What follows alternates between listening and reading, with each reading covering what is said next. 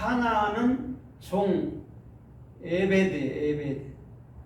카나안은 뭐냐면 코카빔이라는 창세기 1장의 별에서부터 온 거예요. 그럼 코카빔이라는 게 뭐냐면 카프예요.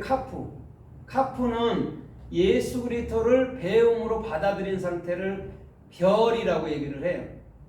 그럼 별은 스스로 발광체임에도 불구하고 누구를 받아들인 거예요? 별은요. 태양인 쉐메시 성경 66권을 받아들인 거예요. 그래서 별들이 자체 발광체를 갖고 있는 거예요. 그래서 우리는 별들이 요한계시록 12장에도 보면 별들인 거예요. 그럼 카나안이라는 것도 마찬가지거든요. 그리스도 예수와를 배운 것이 내 안에 적용되고 규정된 상태를 카나안이라고 얘기한단 말입니다. 그러면 주께서 아브라함에게도 약속의 땅인 카나안을 얘기했거든요. 카나안을. 왜 카나안을 얘기했냐면 주님이 적용된 그곳이 젖과 꿀이 흐르는 곳이라는 거죠. 그럼 주님이 적용된 것이 마음이고 그 마음이 땅이란 말이죠. 그러면 땅과 하늘은요 같이 있는 거예요. 그렇죠? 그러면 하늘이 먼저 오고 그 다음에 땅이 온단 말이에요. 그럼 땅이 올 때 그리스도가 머리로 들어온단 말입니다.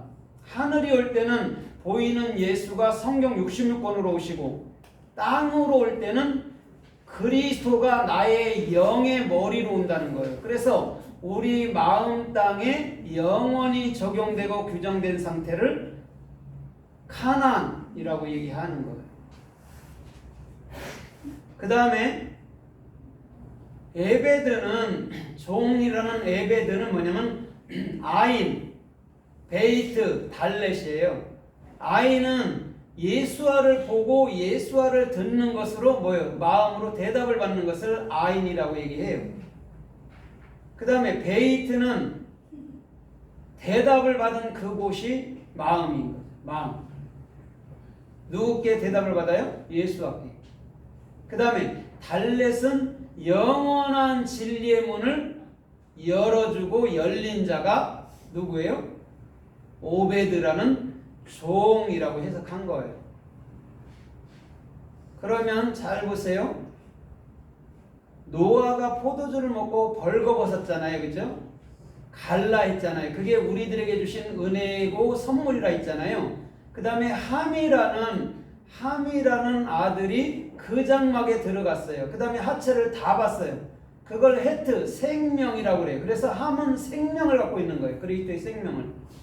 그 다음에 그걸 형제들한테 얘기했을 때 형제들이 또 들어가서 뒷걸음질 들어가서 노아의 하체를 덮었다라고 말했어요.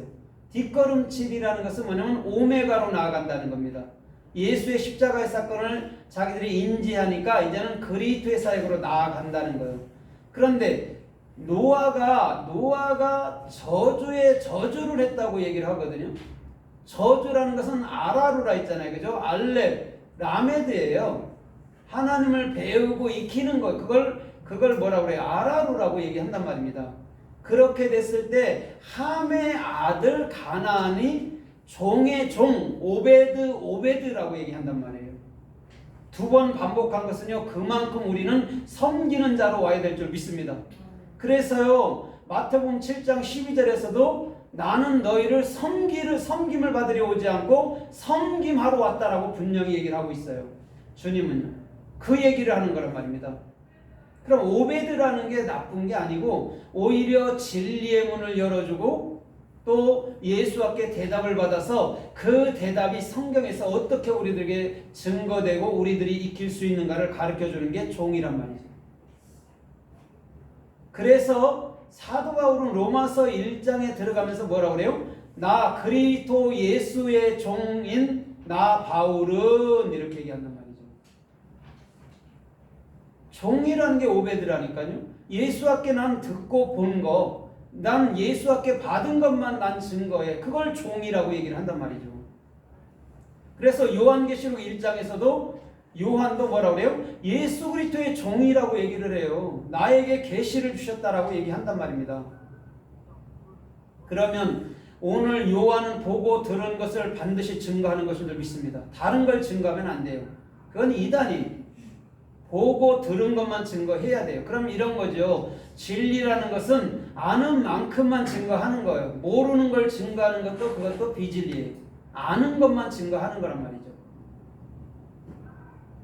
그래서 마태복음 8장 6절에 예수님이 산상복음을 얘기하고 난 이후에 평지복음으로 내려왔을 때에 백부장의 종, 그죠? 종이 중풍병 걸렸어요. 그런데 그를 보시고 백부장의 믿음을 보시고 그 종을 치료해 주시는 모습을 보인단 말이죠. 그럼 백부장의 종이란 말입니다. 백부장이라는 것은 뭐냐면 메오트의 메오트, 진리로 십자가 안에서 완성된 자를 얘기해 주는 거예요. 그럼 그 종은요 반드시 치료받아서 그 복음을 증거하는 자가 돼야 되잖아요. 그럼 그 종들은 누굴까요? 곧 우리 믿는 성도들을 얘기하고 있단 말이죠. 그래서 백부장이 등장하는 거예요. 백부장은 어디에 또 등장을 해요? 예수님의 십자가 앞에서 당신은 진실로 하나님의 아들이었다라고 고백을 하고 있어요. 그게 뭐냐면 진리는 십자가에서 완성된다 소리를 하고 있는 거예요. 예수님을 바라보면서. 그래서 출애굽기 18장에서도 100부장이 나오고 1000부장이 나오고 50부장이 나오고 10부장이 나오고 8장이 나오는 거예요. 거기에 100부장이 또 나온단 말이죠. 진리의 십자가에서 완성되는 것을 100부장이라고 얘기한단 말이죠. 근데 그 종이 병들하다 중풍병에 걸린 거는요 자기 스스로 걷지 못하는 거예요. 움직이지 못하는 거예요. 사지 육신은 분명하게 있으나 움직이지 못하는 자. 그런데 예수님은 그를 치료해 주셨는 줄 믿습니다. 아멘. 그럼 그가 할 일이 뭘까요? 사복음을 증거하는 거예요. 그래서 우리나라 고대 때에도 최고 형벌이 뭐예요? 그죠? 최고 형벌은 사지를 어떻게 해요? 찢는 거였잖아요. 소 매달아 갖고. 그것이 정확히 어떻게 돼요? 한 복음으로 나와 흘러가야 되죠. 그가 죽어야 한 사람으로서 한 영으로서 영원히 살 거 아닙니까? 그래서 마태복음 12장 17절에도 보면 이렇게 말씀을 하고 있어요. 보라 나의 택한 종 그가 이방에게 복음을 증거하리라 이러거든요. 나의 택한 종. 이거는 어디 나오냐면 이사야 42장에 나와요. 나의 택한 나의 종 나의 야곱 이렇게 나온단 말이죠. 그가 이방에 뭘 베풀어요? 복음 또 공의를 베풀리라라고 얘기를 하고 있단 말이죠. 근데 나의 택한 나의 종이 누구예요? 예수 그리스도예요. 그래서 이사야 42장에서도 또 이렇게 말해요. 내가 내 종 소경된 내 종을 너에게 보내지 않았느냐 이렇게 얘기한단 말입니다. 근데 왜 예수님은 하나님 자신인데 소경이라고 말할까요? 예수님은 이 땅에 뱀처럼 오리처럼 왔단 말이죠. 오리가 알아듣지 못하기 때문에 예수님이 소경으로 오신 거예요. 기머거리로 오고 벙어리로 오신 거예요. 그 다음에 십자가 지고 난 다음에 그가 영원한 예수의 본체인 하나님으로서 우리 안에서 말하더라는 거죠. 그래서 예수 없이는 우리는 그리스도를 알 자들도 없고 예수의 십자가가 없이는요 결단코 나의 자아라는 게 나의 생각이라는 게 뭔지를 절대 알 수가 없어요. 예수님의 십자가가 내 안에 뚜렷이 쓰게 되면 아 이건 내 생각이구나, 아 이건 하나님의 생각이구나를 정확히 구분해낼 줄 알아야 돼요. 그래서 밤이 되고 아침이 되니 창세기 1장에 얘기를 하는 거예요. 그 진리를 익히면은 반드시 그 소망으로 밝은 빛으로 나아간다는 얘기를 하는 거예요. 진리를 익히지 못했는데 우리가 어떻게 참된 것을 여러분들 취할 수 있고 참된 것으로 나아갈 수 있냐고요. 절대 없단 말입니다. 그래서 마태복음 18장 23절과 누가복음 16장에 보면 어떤 지혜로운 종이 여러분들 뭐냐면 빚진 자들을요 탕감해줘요. 만약에 100데나리온의 빚을 졌다면 50데나리온을 쓰고 그걸 갚아줍니다. 그때 주님이 주인이 이렇게 얘기해요. 쟤는 지혜로운 일을 했도다. 지혜로운 종이다. 이렇게 얘기를 하거든요. 그것은 무엇이냐면 예수님은 이 땅에 와서요. 왜 지혜로운 분이시냐면 자기 자신을요.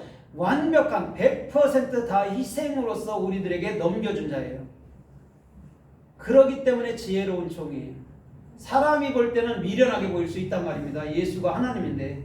그런데 그분은 미련하니만큼 당신 자신을 100% 내준 거예요. 그게 누가복음 16장과 마태복음 18장 23절에 예수 그리스도라는 신실한 지혜로운 종이었단 말이죠. 그럼 오늘 가나안의 종의 종이 된다고 말하는 것이 그 말이란 말입니다. 연거푸로 니들은 복음을 증거하는 자가 될 거야. 되고 또 될 거야를 얘기해 주는 거죠. 그래서 마태복음 18장에도 뭐라고 그래요? 18장 18절로 19절에도 두세 시 모인 곳에서는 내가 너희와 함께 있고